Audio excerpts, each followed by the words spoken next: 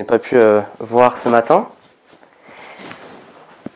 Peut-être que certains d'entre vous connaissent des applications, des sites internet qui ont pour but de faire apprendre des langues. Je ne sais pas si vous avez déjà eu envie d'apprendre l'espagnol comme ça et de chercher des sites internet. Il y a un site comme ça qui utilise un slogan qui est le suivant. Se comprendre fait toute la différence. En gros, comment donner envie aux gens d'utiliser l'application, d'aller sur le site, en mettant en avant le fait que connaître des langues, c'est un petit plus quand même. On peut parler avec plus de gens, on peut dire qu'on connaît plein de langues. Bref, c'est une différence qui devrait donner envie. Alors forcément, c'est une pub, et une pub, c'est censé donner envie. Mais si on oublie le marketing, ici, Paul, dans le passage que l'on vient de lire, il veut aussi absolument que les chrétiens d'Éphèse comprennent qu'il doit y avoir une différence, notable d'ailleurs, entre eux et leurs contemporains. Et cette différence qu'il met en avant, c'est en rapport avec les relations entre eux, qui doivent être marquées par l'unité et par l'amour. Mais il ne s'arrête pas juste à leur dire ce qu'ils doivent faire, il va leur expliquer comment y arriver et leur donner des exemples concrets. Il va leur expliquer que c'est en comprenant quelle est la volonté de Dieu qu'ils pourront être une Église unie qui est marquée par l'amour. Comprendre quelle est la volonté de Dieu. C'est ce qu'on voit surtout dans les versets 17 à 24. Alors cette lettre que nous lisons, elle est à l'église d'Éphèse, qui est composée de beaucoup de non-juifs, de chrétiens non-juifs. Et pourtant, notre passage, il débute, comme vous pouvez le voir, par une exhortation aux chrétiens de ne pas se comporter comme des païens. Le mot païen. Le terme de païen peut-être ne vous a pas posé question, surtout quand on le lit rapidement. Et pourtant, c'est assez particulier en fait que Paul l'utilise ici. Alors peut-être que vous avez déjà entendu parler de ce mot païen et que vous l'avez directement associé à non-chrétien. Un païen, c'est un non-chrétien. Mais en fait, du temps de Jésus et des apôtres, le mot païen, ça désigne surtout des non-juifs. Tous ceux qui ne sont pas du peuple d'Israël. Et c'est ça qui est très intéressant, justement. Paul utilise un mot qui se réfère aux non-juifs en général pour parler à des chrétiens non-juifs. Il ne dit pas des incroyants, non. Il dit païens. L'idée qui est associée derrière ce mot de païen dans l'Ancien Testament, et aussi dans la culture juive du temps de Jésus, c'est que les païens, ils n'ont pas reçu la révélation de Dieu, la loi, les prophètes, la Torah, et donc forcément, ils ne peuvent pas suivre la volonté de Dieu, parce qu'ils ne la connaissent pas. Alors que le peuple d'Israël, lui, avait la loi de Dieu et pouvait, en tout cas devait, faire sa volonté. Donc en demandant à des païens chrétiens de ne pas se comporter comme les païens qui ne connaissent pas Dieu, l'apôtre va mettre directement les chrétiens d'Éphèse dans le camp de ceux qui connaissent la révélation de Dieu, connaissent Dieu maintenant. Il n'est pas question de leur dire de devenir juifs, pas du tout. Mais ce qui intéresse l'apôtre, c'est la distinction entre ceux qui ne connaissent pas Dieu et vous maintenant qui connaissez Dieu. Deux vies, ou plutôt deux types de vie, de manières de vivre qui sont totalement opposées. Il va leur dire qu'ils sont dans la situation de ceux qui maintenant ont reçu la révélation de Dieu. C'est pour ça qu'il dit au verset 20, « Vous, ce n'est pas ainsi que vous avez appris Christ. » En gros, eux, ils ont l'intelligence obscurcie, mais vous, c'est pas comme ça que vous avez appris Christ. Dès le début, Paul marque cette différence. Et d'ailleurs, il explicite dès le départ son propos au verset 17. Les païens, ils marchent selon la vanité de leur intelligence. Il y a une autre traduction de la Bible, peut-être que vous l'avez sur vos portables ou vos Bibles papier, qui dit qu'ils suivent leur pensée vide de sens. Leur pensée vide de sens. Et en fait, ce n'est pas une simple précision de sa part là. Il tient vraiment à expliquer que leur intelligence est obscurcie, dans le sens où ils sont totalement étrangers à ce que Dieu demande. Pourquoi ils ont l'intelligence obscurcie ? Verset 18. À cause de l'ignorance qui est en eux. Il n'y est pas, pardon. Ce qui éclaire l'intelligence, c'est donc de connaître la volonté de Dieu. C'est un peu ce que nous dit aussi le psaume 119, un psaume hyper long, et peut-être que vous l'avez déjà entendu. Comment le jeune homme rendra-t-il pur son sentier ? En observant ta parole. Alors ça peut paraître orgueilleux, peut-être osé, ou même peut-être que vous dites, mais c'est hyper exclusif quand même. Affirmer la nécessité de la révélation de Dieu pour avoir une intelligence éclairée. Sincèrement, est-ce qu'on peut se permettre de le dire? Alors orgueilleux, en fait, non, on ne pense pas. Si Dieu est Dieu, il est normal que sa volonté nous éclaire vraiment, que sa parole nous éclaire. Forcément, c'est lui qui définit ce qui est bon ou pas.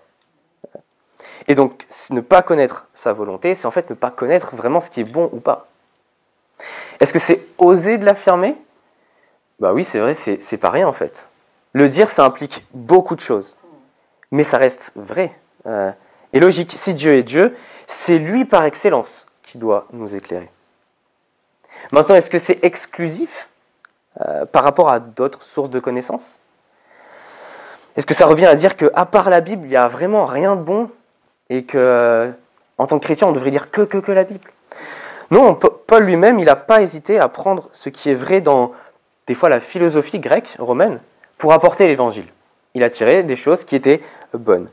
Mais c'est exclusif dans le sens où la parole de Dieu est le seul fondement qui nous permet de savoir juger de tout ce qui se dit et tout ce qui se fait. Et donc c'est dans ce sens-là que la parole de Dieu est une lumière. Et même plutôt la lumière.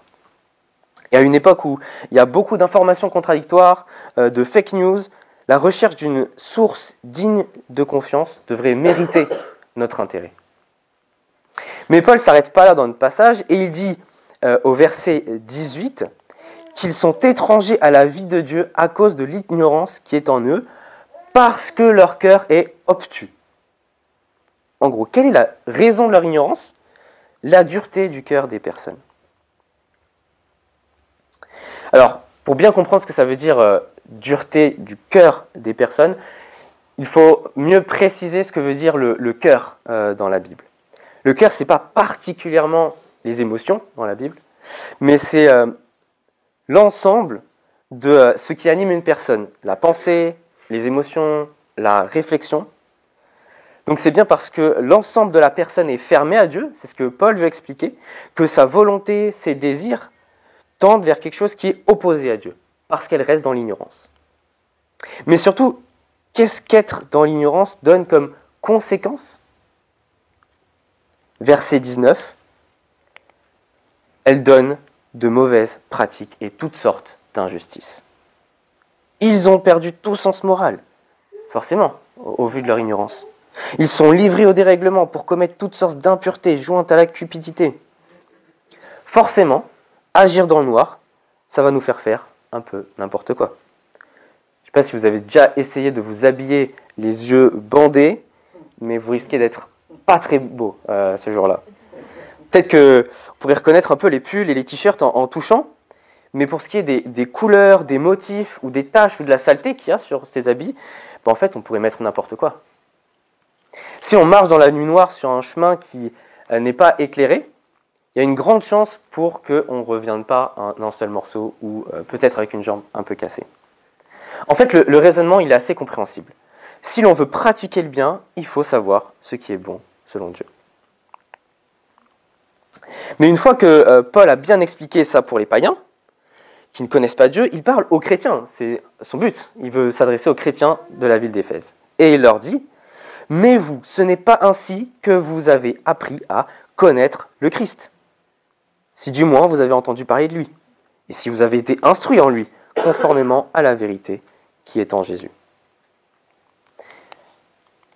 C'est-à-dire, verset 22, à vous dépouiller, à cause de votre conduite passée, de la vieille nature qui se corrompt par les convoitises trompeuses, être renouvelé par l'esprit dans votre intelligence et revêtir la nature nouvelle.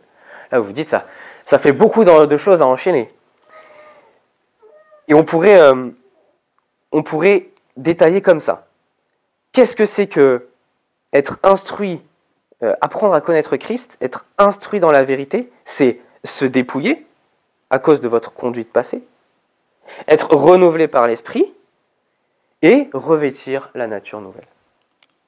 En gros, pour le dire d'une manière un peu paraphrasée, Connaître Christ, apprendre Christ, c'est 1. Quitter son ancienne manière de vivre. 2. Être renouvelé dans son intelligence. On quitte, on est renouvelé. Et 3. On sait maintenant ce qui est bon de pratiquer.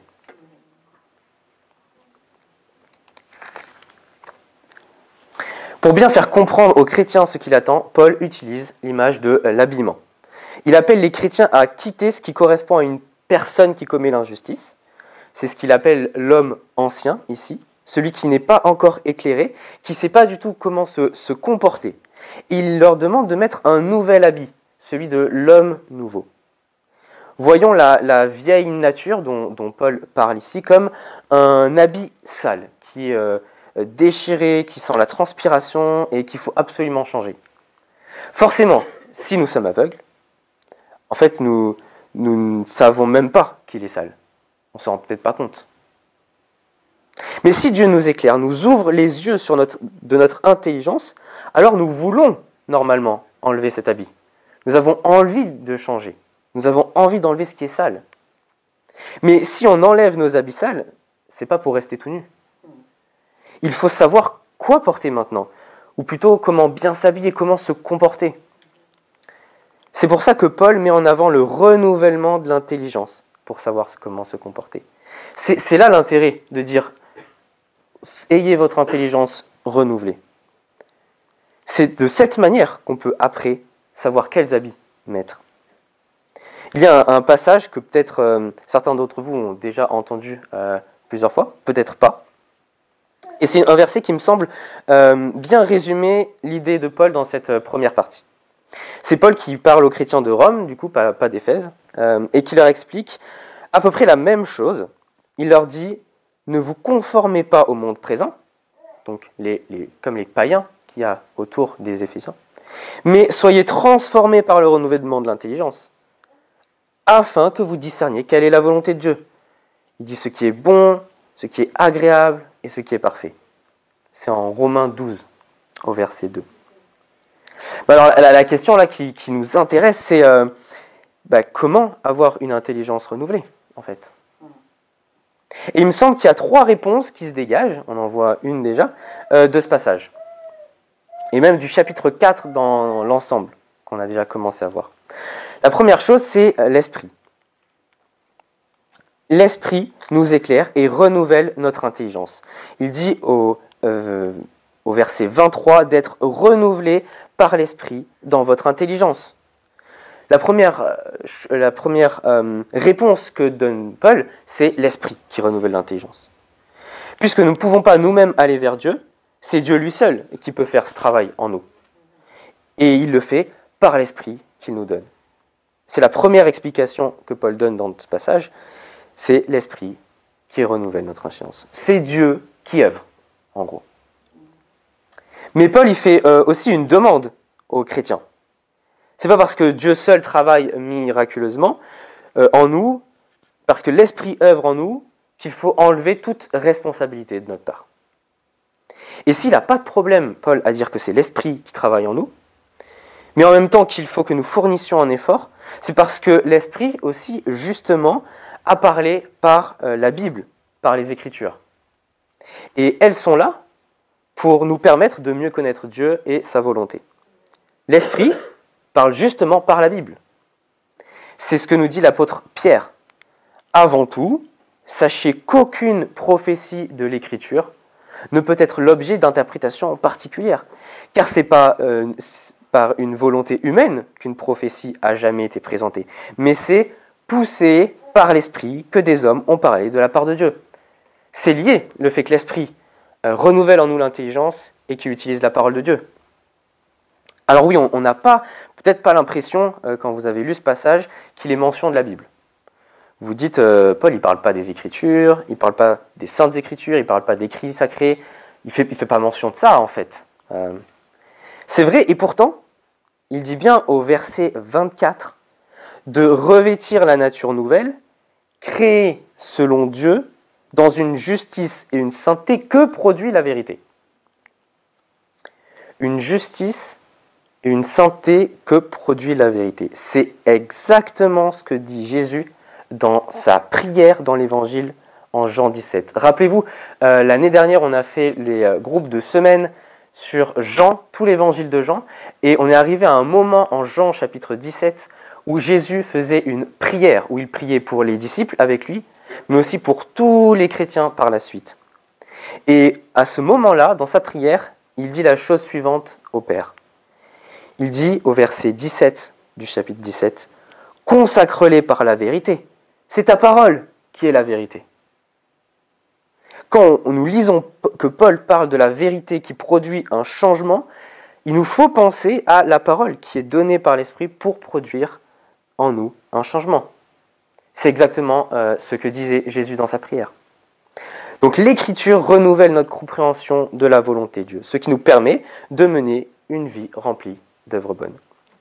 Et il ne s'agit pas de rationaliser l'œuvre de l'Esprit en nous, comme s'il s'agissait seulement de lire la Bible et de la comprendre. Il s'agit de comprendre que l'Esprit qui agit miraculeusement en nous travaille selon le plan de Dieu par l'Écriture qu'il a lui-même inspirée. C'est pas pour rien que avant qu'on prêche, qu'on explique la parole de Dieu le dimanche, comme ce dimanche-là, on prie pour que Dieu nous éclaire. Vous êtes tous là en train de m'écouter, d'avoir écouté le passage, et pourtant on a prié que Dieu nous éclaire. L'un va pas sans l'autre. On écoute, on comprend, mais c'est Dieu qui œuvre. Il n'y a pas d'opposition. Donc, par l'Esprit qui agit par l'Écriture, mais aussi les personnes que Dieu donne à l'Église. Des dons de personnes que Dieu fait à l'Église. Rappelons-nous ce que nous avons vu avec Étienne la dernière fois au début du chapitre 4. On avait lu ce passage, donc on va relire ces 3 versets, qui nous disent que c'est lui, donc Christ, qui a donné les uns comme apôtres, les autres comme prophètes, les autres comme évangélistes, les autres comme pasteurs, docteurs, pour le perfectionnement des saints. Pour le perfectionnement des saints. Cela en vue du service de l'édification du corps de Christ, très important pour la suite, jusqu'à ce que nous soyons tous parvenus à l'unité de la foi et de la connaissance du Fils de Dieu, à l'état d'homme fait à la mesure de la stature parfaite de Christ, donc la pratique. Jésus a fait des dons à son Église, des dons de personnes, des captifs comme on avait vu, qui servent, qui enseignent l'Écriture, et pour que les chrétiens puissent du coup aussi se conformer de mieux en mieux à la volonté de Dieu. Et Paul, il n'a pas changé d'idée depuis le début du chapitre 4 qu'on a vu avec Étienne la dernière fois, et maintenant, même s'il dit d'une autre manière, il s'agit de Dieu qui œuvre pour que les chrétiens puissent mieux comprendre sa volonté et faire le bien. C'est l'ensemble du chapitre 4. Alors voilà les 3 réponses qui me semblent être dans ce passage et dans le chapitre 4 pour répondre à la question, mais comment être renouvelé dans notre intelligence ? Donc, comprendre quelle est la volonté de Dieu, comment être renouvelé dans notre intelligence, mais pour être une Église qui est unie et marquée par l'amour. On pourrait penser que cette seconde partie, c'est simplement une liste de comportements concrets que Paul donne aux Éphésiens, pour un peu expliciter son propos. Comme s'il disait juste, bon, eux, les païens, ils ont un mauvais comportement, étant donné qu'ils ont l'intelligence obscurcie. Vous, ça ne doit pas être votre cas. Et donc, voilà ce que vous devez faire. Tac, tac, tac, tac, tac. Mais en fait, ce serait passer à côté de la logique de Paul ici. Il y a une cohérence dans ce passage, dans toutes les exhortations, dans tous les impératifs qu'il donne.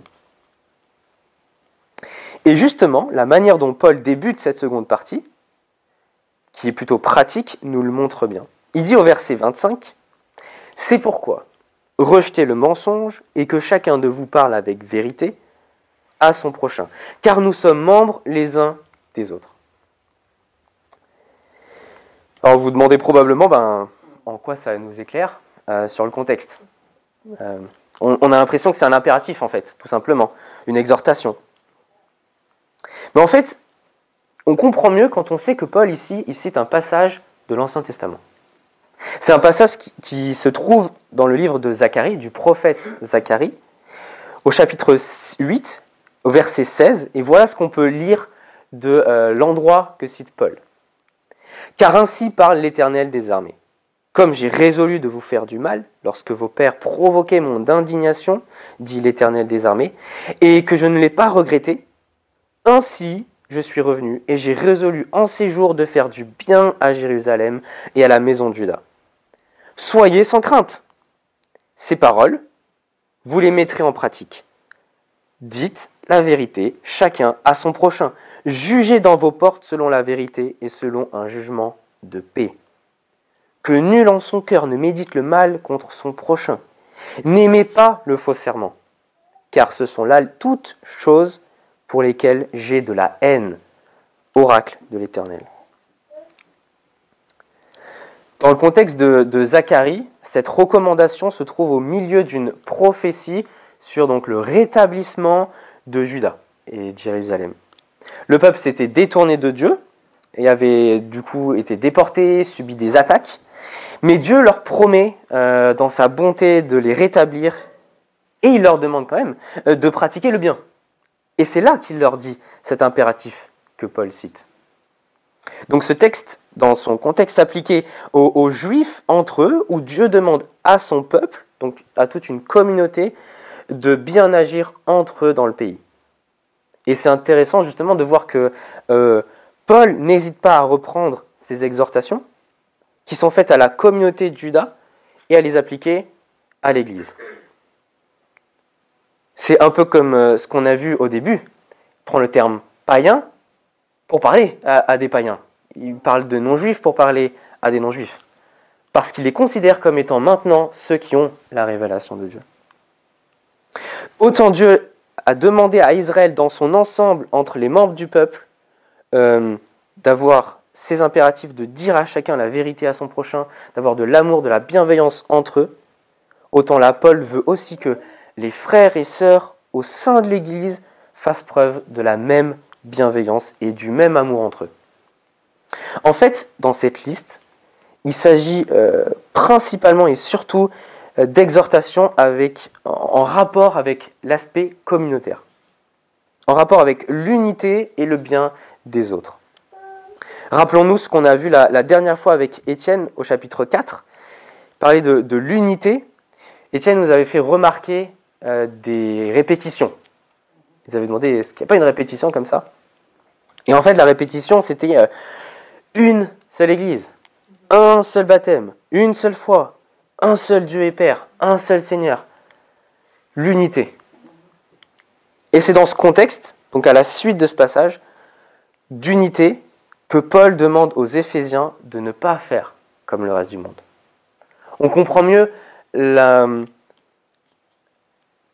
où les païens avaient l'intelligence obscurcie par rapport aux propos de Paul, précisément à ce moment-là. On a lu dimanche dernier, donc au verset 11 et 13, que c'est lui qui a donné les uns comme apôtres, les autres comme prophètes, les autres comme évangélistes. Tout ça en vue de l'œuvre du service et de l'édification du corps de Christ. Jusqu'à ce que nous soyons tous parvenus à l'unité de la foi, de la connaissance du Fils de Dieu, à l'état d'homme fait à la stature parfaite du Christ. Paul n'a pas changé d'idée depuis le début du chapitre 4 et à la suite que l'on voit là. C'est le même développement. Et justement, dans cette continuité, dans ce contexte, c'est là qu'il dit au verset 28 que celui qui dérobait ne dérobe plus, mais qu'il prenne plutôt de la peine en travaillant honnêtement de ses mains pour avoir de quoi donner à celui qui est dans le besoin. Il ne dit pas juste ne volez plus. Paul tend vers l'amour du prochain en disant pour avoir de quoi donner à celui qui est dans le besoin. La ligne directrice, l'intérêt de Paul, c'est les autres. Le bénéfice, l'édification de la communauté, de l'Église. Et c'est dans ce contexte, comme on a vu, qu'il s'agit principalement de la communauté de l'Église. C'est ça pour le verset 28, mais c'est la même chose pour le verset 29. qu'il ne sorte de votre bouche aucune parole malsaine. Mais s'il y a lieu, quelques bonnes paroles qui servent à l'édification nécessaire et communiquent une grâce à ceux qui l'entendent. Là, on voit mieux l'édification du corps de Christ des versets 11 à 13 que l'on a vu la dernière fois. Il ne s'agit pas seulement de dire « Oui, ne dites pas de mauvaises paroles ». Oui, il ne faut pas dire de mauvaises paroles aux autres, mais il s'agit surtout de faire du bien aux autres, de les édifier. Mais s'il y a lieu, quelques bonnes paroles qui servent à l'édification nécessaire et communiquent une grâce à ceux qui l'entendent, qui communiquent une grâce. C'est bien plus que juste enlever son abyssal. C'est enlever son abyssal, et maintenant, on cherche quels habits mettre. On veut édifier les autres, on veut des beaux habits qui servent à l'édification commune.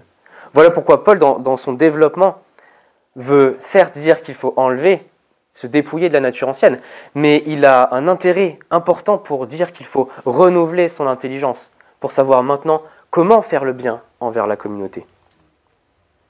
Alors, il ne s'agit pas seulement de ne pas faire du mal à mon frère ou à ma sœur dans l'Église, il s'agit surtout de vouloir faire du bien à ma sœur, à mon frère dans l'Église. À chaque fois, même s'il s'agit d'une exhortation à ne plus pratiquer le mal, en fait, c'est surtout une exhortation à pratiquer le bien pour les autres, pour la communauté. Donner à ceux qui sont dans le besoin, édifier ses frères et sœurs, etc., etc. Et comme nous l'avions vu la dernière fois au début du chapitre, Paul a clairement en tête l'unité des chrétiens. Versets 31 et 32 nous disent que toute amertume, animosité, colère, clameur, calomnie, ainsi que toute méchanceté soit ôtée du milieu de vous. Soyez bons les uns envers les autres, compatissants, faites-vous grâce réciproquement comme Dieu vous a fait grâce en Christ. Notez bien le ôter du milieu de vous. Et voyons la communauté comme une nouvelle personne qui doit absolument enlever ses anciens habits, qui doit enlever tout ce qui est taché, mauvais, qui sent mauvais, qui est déchiré, et qui doit du coup mettre de nouveaux habits. Que toute amertume, animosité, colère, clameur, voilà toutes les tâches dont parle Paul. Calomnie, tout ça c'est en rapport avec la communauté, hein. L'animosité envers les autres, l'amertume envers quelqu'un, la colère, la clameur, la calomnie, tout ça c'est entre des personnes surtout. Et bien que tout ça, toute cette méchanceté, elle soit enlevée du milieu de vous. Du coup, soyez bons les uns envers les autres, compatissants, faites-vous grâce réciproquement, comme Dieu vous a fait grâce en Christ. C'est ça là qui amène à être édifié à la stature parfaite du Christ qu'on avait vu la dernière fois, au verset 13 de ce chapitre. Et le verset 32 nous ramène à une réalité importante dans les relations au sein de l'Église, surtout dans ce contexte d'unité et d'édification.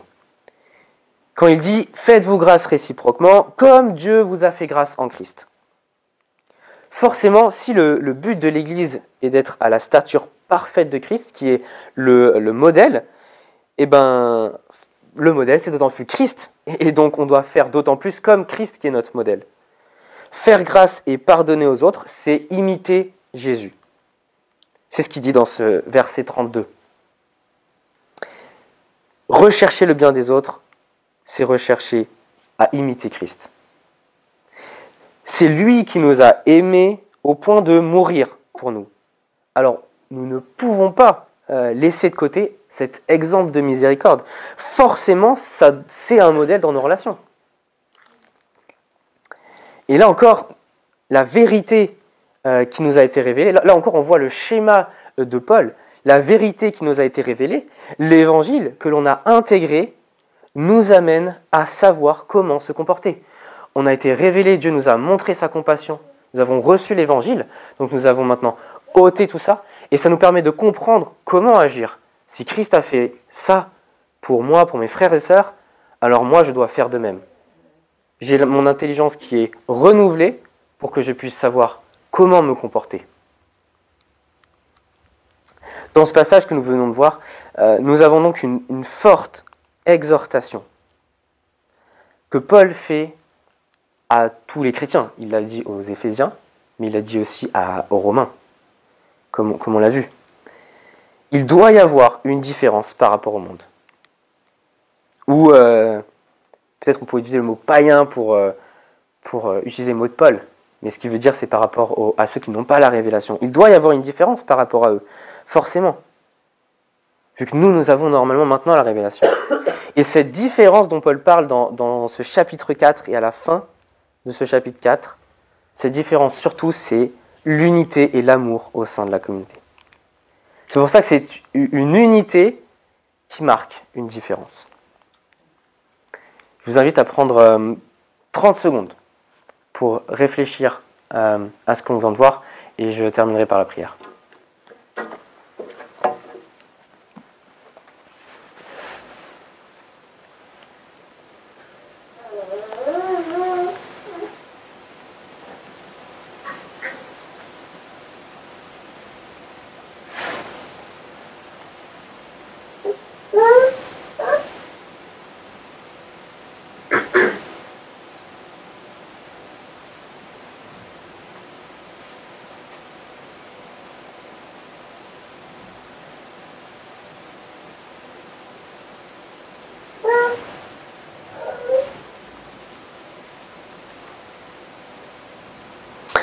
Seigneur, nous te prions de continuer ton œuvre en nous, dans cette Église, au sein de cette communauté. Nous te remercions parce que tu agis déjà et nous te prions de continuer à nous éclairer par ton esprit, par ta parole et grâce aux personnes, aux anciens, aux pasteurs docteurs que tu donnes à cette Église. Nous te prions de nous permettre de mieux connaître ta volonté, d'enlever ce qui est taché sur nous, d'enlever nos mauvais habits, nos habits sales, et de pouvoir mieux comprendre, de pouvoir mieux être éclairé sur quels habits mettre. Te demandons de nous donner la force de le faire et de nous guider là-dedans, Seigneur, de continuer ce travail en nous pour ta gloire, Seigneur. Amen.